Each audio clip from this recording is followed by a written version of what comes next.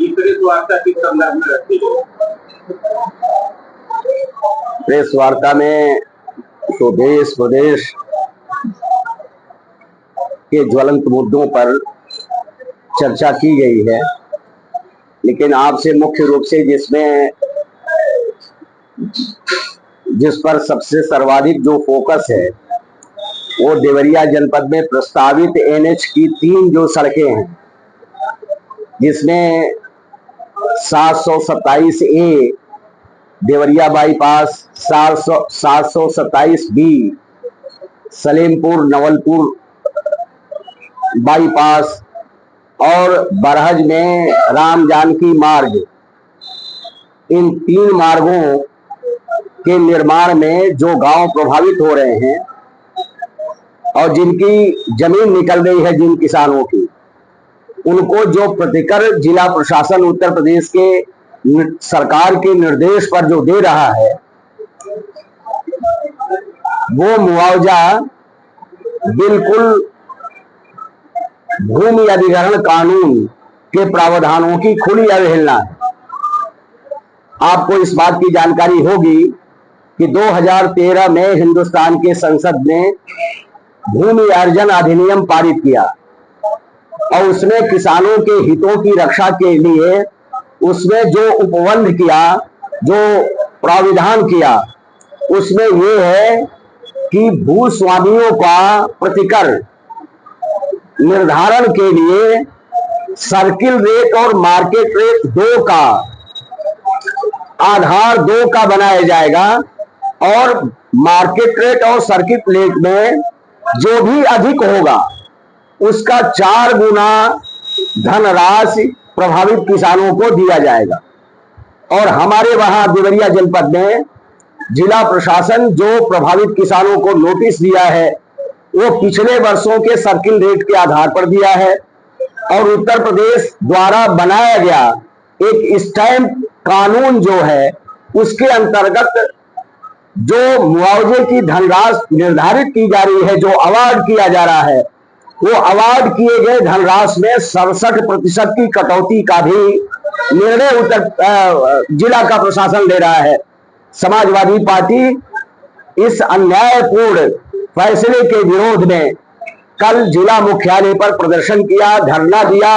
हमारे समूचे श्रेष्ठ और बड़े नेता उसमें कल शरीक हुए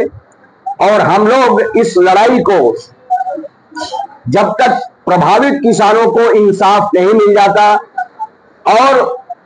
भूमि अधिग्रहण कानून के प्रावधानों के मुताबिक उनको 4 गुना जब तक रकम नहीं मिलता, तब तक समाजवादी पार्टी चुप नहीं बैठेगी और इस बात को वो पूरा करने में जो कुछ भी प्रयास करना होगा, अपने प्राणपण से पार्टी लगी हुई है किसानों के पक्ष में इस काम को करने के लिए। तो मुख्य बात तो आपसे बात करने का ये है। दूसरा ये है कि 10 वर्ष में जो केंद्र की सरकार के फैसले हुए हैं और 7 वर्षों में उत्तर प्रदेश की सरकार जिस ढंग से काम कर रही है, इन सरकारों के विगत वर्षों में लिए गए निर्णयों से देश और प्रदेश में साझी संस्कृति को खतरा पैदा हुआ है, सामाजिक सद्भाव तार तार हुआ है। ये घृणा की राजनीति को हवा इन सरकारों ने अपने फैसलों से दिया है और भारतीय समाज का जो ताना बाना है उस सोशल फैब्रिक को तोड़ने का काम इन सरकारों ने किया है और ये सरकार उन फैसलों को काम और जारी रखे हुए है, जिससे भारत के संविधान की अवहेलना हो रही है और भारत के संविधान में जो इस देश के दलित समाज का, जो इस देश के पिछड़े लोगों का, शोषित और पीड़ित लोगों को जो विशेष अवसर और आरक्षण का प्रावधान भारत के संविधान में किया है बाबा साहब भीमराव अम्बेडकर ने, उसे ठेंगा दिखाने के लिए केंद्र और प्रदेश की सरकार तमाम चालाकियां कर रही है ताकि आरक्षण से मुक्त, आरक्षण से वंचित हो जाए हमारे समाज के ये लोग, पिछड़े और दलित लोग, शोषित और पीड़ित के लोग। समाजवादी पार्टी इस बात को मजबूती के साथ लड़ रही है। हम प्रदेश की जनता को इस बात के लिए बधाई देना चाहते हैं। 2024 के लोकसभा के चुनाव में प्रदेश की महान जनता ने जो शानदार जनादेश हमारे राष्ट्रीय अध्यक्ष यशस्वी नेता माननीय अखिलेश यादव के पक्ष में दिया, उत्तर प्रदेश की जनता ने ही भारत के संविधान पर और भारत के लोकतंत्र पर जो खतरा आया था उसे फिलहाल टालने का काम प्रदेश की महान जनता ने अपने जनादेश से किया है। लेकिन मैं स्पष्ट करना चाहता हूं कि अभी पूरी तरह से न तो भारत के संविधान का खतरा पूरी तरह से खत्म हुआ है, न इस देश की लोकतांत्रिक संस्थाओं की गरिमा बहाल हुई है। इसलिए हम लोगों का लक्ष्य है कि 2024 का जो जनादेश है उसे देखते हुए समाजवादी पार्टी जब तक 2027 में अपार बहुमत के साथ उत्तर प्रदेश की सरकार में नहीं आएगी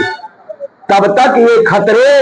अभी बने रहेंगे। इसलिए मेरा ये कहना है और मैं देश और प्रदेश की जनता से मैं अपील करना चाहता हूं कि अगर देश का मंगल आप चाहते हैं, देश का कल्याण चाहते हैं, तो यथाशीघ्र केंद्र की सरकार से, भाजपा सरकार से बाहर हो और उत्तर प्रदेश में समाजवादी पार्टी की सरकार बने, अखिलेश यादव जी के नेतृत्व को जन समर्थन मिले। जो अभी दिख रहा है उत्तर प्रदेश में परिवर्तन की बयार चल रही है, समाजवादी पार्टी के पक्ष में हवा चल रही है। 9 जगह होने वाले उपचुनाव में भारी मतों से समाजवादी पार्टी और इंडिया गठबंधन के उम्मीदवार जीत के आ रहे हैं। आपने देखा है कि कितनी चालाकी से अदालत के फैसले, अदालत के भीतर हाई कोर्ट में लंबित एक मामले को आधार बना के और मिल्कीपुर का चुनाव जिसमें भाजपा हारने वाली है, संभावित पराजय को देखते हुए मिल्कीपुर के चुनाव को चुनाव आयोग से टलवाने का काम किया है। देर सवेर निर्वाचन आयोग जब भी मिल्कीपुर का चुनाव कराएगा, समाजवादी पार्टी वहां भारी मतों से जीतेगी।